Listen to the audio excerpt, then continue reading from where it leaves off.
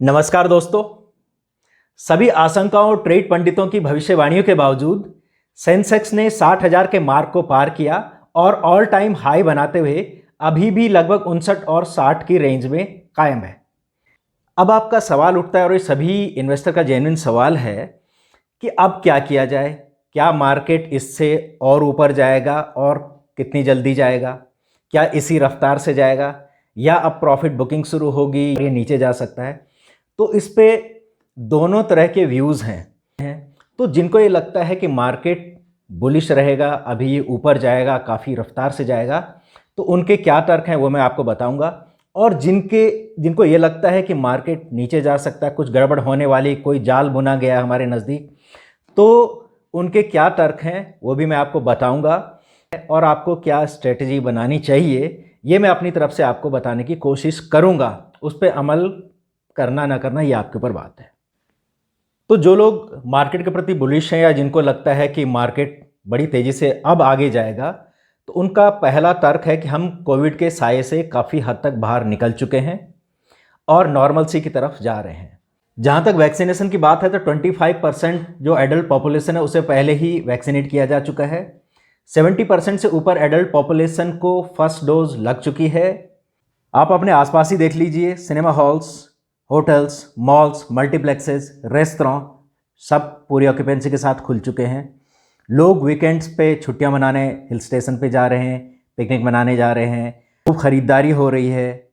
जहाँ तक फ़्लाइट्स की बात है तो लगभग पूरी ऑक्यूपेंसी के साथ वो जा रही हैं। पब्लिक ट्रांसपोर्ट पूरी तरह से स्विंग में है। तो ये संकेत है कि हम आगे ग्रोथ के लिए तैयार हैं।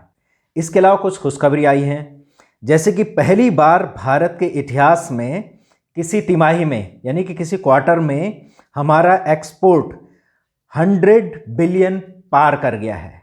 ये पहली बार हुआ है, वो भी कोविड से रिकवरी के वक्त। इसके अलावा जीएसटी का कलेक्शन इस बार 1.16 लाख करोड़ तक पहुंच गया। इस तरह से बहुत सारी खबरें और भी हैं। एक हमारे लिए बहुत बड़ा चैलेंज था जिससे हम निपटने की कोशिश करें, जो कि है चाइना। यानी कि चाइना के ऊपर हम बहुत बुरी तरह से निर्भर हैं। जैसे फार्मा सेक्टर, स्टील इंडस्ट्री में हुआ, ये ऑटो में हो गया, सेमीकंडक्टर्स हो गए, कंप्यूटर्स के पार्ट्स हो गए, मोबाइल फ़ोन्स के पार्ट्स हो गए। इसके अलावा बहुत सारी चीज़ें हम चाइना से मंगाते हैं। इलेक्ट्रॉनिक्स के मामले में तो हम लगभग 80% तक चाइना के ऊपर निर्भर हैं और फार्मा में 70%। तो चाइना के ऊपर डिपेंडेंसी को कम करने के लिए बहुत सारे कदम उठाए गए हैं। इसके लिए लोकल इंडस्ट्रीज़ को इंसेंटिव दिया जा रहा है, जो स्टार्टअप्स जो हैं उन्हें प्रमोट किया जा रहा है। बहुत सारी ऐसी इंडस्ट्रीज़ हैं जो कि पूरी तरह से पहले चाइना के ऊपर निर्भर थी, उन्होंने दूसरे चैनल तलाश लिए हैं या वो लोकली अपने माल को प्रोड्यूस कर रहे हैं। तो इस तरह से काफ़ी हद तक हमारी चीन के ऊपर निर्भरता कम होने की उम्मीद है। कोविड की वजह से बहुत सारे छोटे बड़े उद्योग बंद हो गए थे, जिससे लाखों लोग बेरोजगार हो गए थे। लेकिन 1.5 साल बाद पहली बार खुशखबरी आई है और पहली बार एम्प्लॉयमेंट के आंकड़े बढ़े हैं, जो कि एक पॉजिटिव संकेत है। तो लोगों को जैसे रोज़गार मिलेगा, उनके पास कुछ डिस्पोजेबल इनकम होती है, तो वो मार्केट में खर्च करेंगे, जो कि हमारी इकोनॉमी में जाएगा और इकोनॉमी के ज़रिए ये बाज़ार में रिफ्लेक्ट होगा।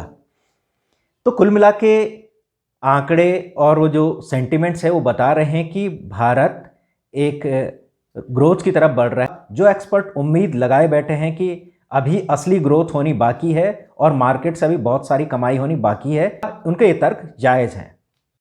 इस बीच जब मैं आपके लिए वीडियो बना रहा हूँ तो एक ब्रेकिंग न्यूज़ आ रही है कि रेटिंग एजेंसी मूडीज़ ने भारत की रेटिंग नेगेटिव से स्टेबल कर दी है। इसका मतलब है कि भारत में ग्रोथ का एक बहुत बड़ा पोटेंशियल अंतर्राष्ट्रीय एजेंसीज़ को भी नज़र आ रहा है, जो कि हमारे लिए खुशखबरी है। अब बात करते हैं बाजार के उन एक्सपर्ट्स की जो कि बाजार को लेकर बिल्कुल भी बुलिश नहीं है। वो मानते हैं कि ये ग्रोथ सिर्फ टेम्पररी है और ये आर्टिफिशियल है, इसे ज़बरदस्ती पैदा किया गया है। हमारी बुनियाद बहुत कमज़ोर है और बहुत जल्दी ये ग्रोथ का गुब्बारा फूटने वाला है और इसमें इन्वेस्टर्स को बहुत ज़्यादा नुकसान होने वाला है। उनके अपने तर्क हैं जिनको मैं एक एक करके अपने सामने रख रहा हूँ। तो सबसे पहला जो तर्क वो देते हैं उसमें यह है कि बाज़ार में जो बड़ी बड़ी इकोनॉमीज़ हैं दुनिया की, जैसे अमेरिका है या इंडिया है या यूरोपियन यूनियन के जो देश है, उन्होंने कोविड के दौरान अपनी इकोनॉमी को सहारा देने के लिए इंसेंटिव्स दिए, बड़े बड़े पैकेज दिए जो कि trillions of dollars and trillions of euros में थे। भारत ने भी दिया है। तो इससे बाजार में एक आर्टिफिशियल रुपए की या करेंसी की जो सप्लाई हुई है उसके जरिए बाजार को सहारा मिला, लेकिन इकोनॉमी को वो सहारा नहीं मिला है। अब जैसे कि अमेरिका में ट्रिलियंस ऑफ डॉलर पिछले साल प्रिंट किए गए, जो कि अल्टीमेटली बाजार में आए और इससे ये भ्रम पैदा हुआ कि हमारी ग्रोथ हो रही है, लेकिन एक्चुअल में ये ग्रोथ सिर्फ मार्केट में हो रही है और इसका फायदा कुछ पुराने खिलाड़ी या ऑपरेटर्स उठा रहे हैं, ऐसा इन एक्सपर्ट्स का मानना है। उनका दूसरा तर्क है कि दुनिया की जो बड़ी बड़ी इकोनॉमी है उनके सेंट्रल बैंक, जैसे कि अमेरिका का फेड है या भारत का रिजर्व बैंक इंडिया है, इन्होंने कुछ जो मेजर्स उठाए हैं वो बिल्कुल टेम्परेरी, जैसे कि उन्होंने नोट प्रिंट्स किए, इसके अलावा उन्होंने जैसे कि इंटरेस्ट रेट कम किए, तो जिससे कि बाजार में कुछ डिमांड बढ़े। तो इससे सिर्फ फायदा जो है कुछ लोगों को हुआ है और ये फायदा सिर्फ मार्केट में हुआ है। तो इससे जीडीपी और मार्केट का बैलेंस पूरी तरह से खराब हुआ है, यानी कि मार्केट तो बहुत ज़्यादा हो गया लेकिन उस हिसाब से जीडीपी नहीं बढ़ी, यानी कि जीडीपी टू मार्केट कैप जो है उसमें जीडीपी नीचे है और मार्केट कैप बहुत ज़्यादा इन्फ्लेटेड है। तीसरा जो तर्क ये दिया जाता है कि दुनिया भर के सेंट्रल बैंक्स ने जो कदम उठाए थे उनको जल्दी उन्हें वापस लेना पड़ेगा, जैसे कि जो इंटरेस्ट रेट कम किए गए थे उन्हें वापस लेना पड़ेगा और इसके बाद जो है लोन महंगे हो जाएंगे और बाजार में डिमांड फिर से कम होने लगेगी, क्योंकि आपने देखा होगा कि पिछले साल इंटरेस्ट रेट बहुत कम कर दिए गए थे। इसके असर आपने देखा होगा कि आपके डेट फंड्स में जो है बहुत बेहतरीन रिटर्न्स आ रहे थे, जबकि इक्विटी में आपको बहुत ज़्यादा नुकसान हो रहा था। एक तर्क ये दिया जाता है कि ये जो प्रिंट्स किए हैं डॉलर्स या यूरो या भारत में भी बहुत सारा पैसा पंप इन किया गया है, उसे आपको अल्टीमेटली वापस लेना पड़ेगा।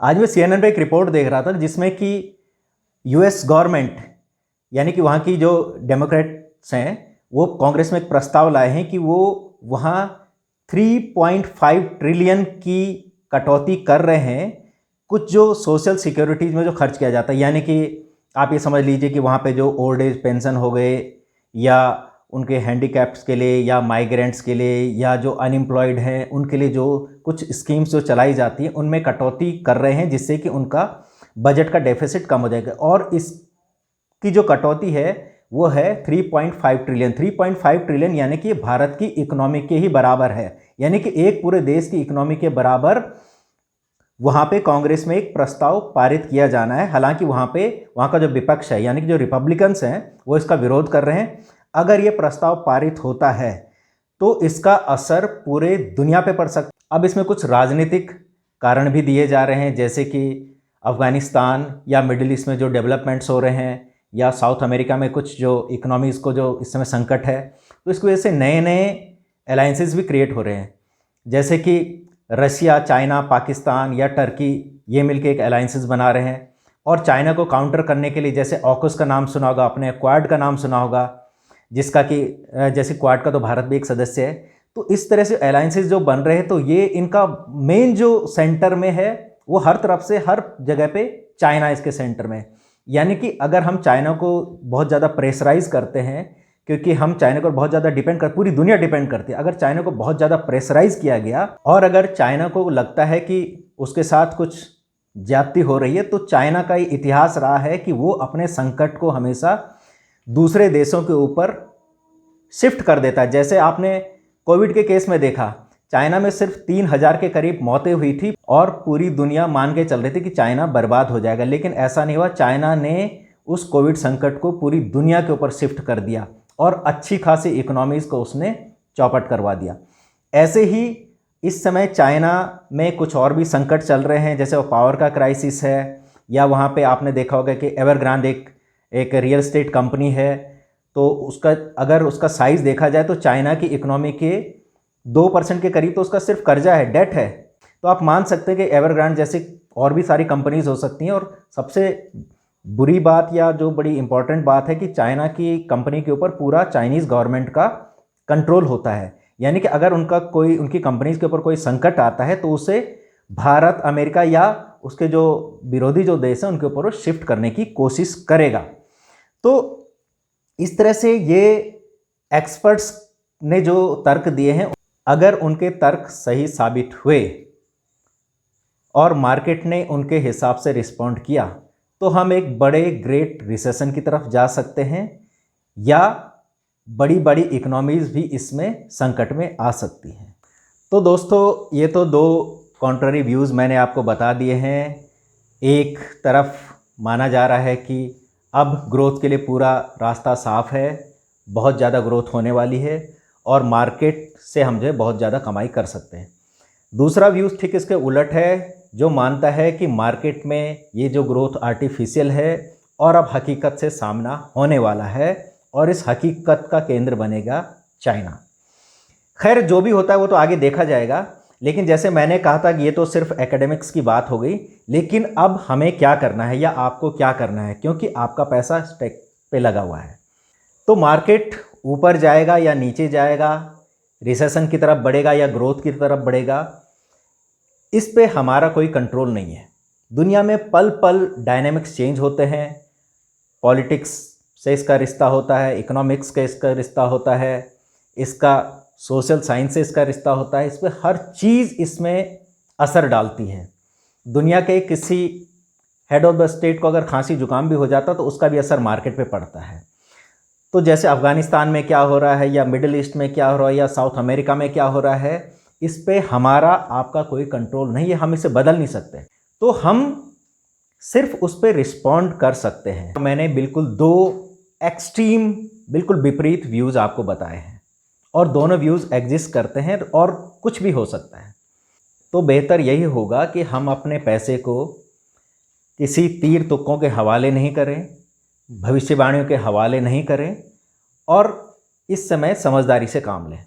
तो इस समय इसका एक ही सॉल्यूशन है, वो है एसेट एलोकेशन।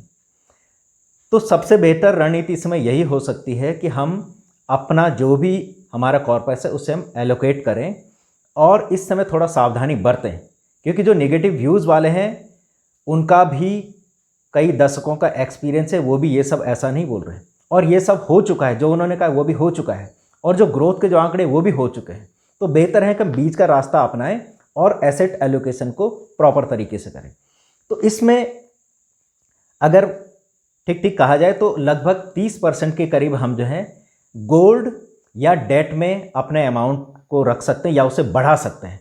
बेहतर यह हो कि अलग से हम जो है कुछ अमाउंट को शॉर्ट टर्म डेट फंड्स में डालें, कुछ अमाउंट को हम गोल्ड में करें और एक 10% के करीब अमाउंट को हम जो रीट्स यानी कि रियल एस्टेट में, क्योंकि रियल एस्टेट में भी अब ग्रोथ की उम्मीद है और ये इक्विटी के जितना वोलेटाइल नहीं रहेगा।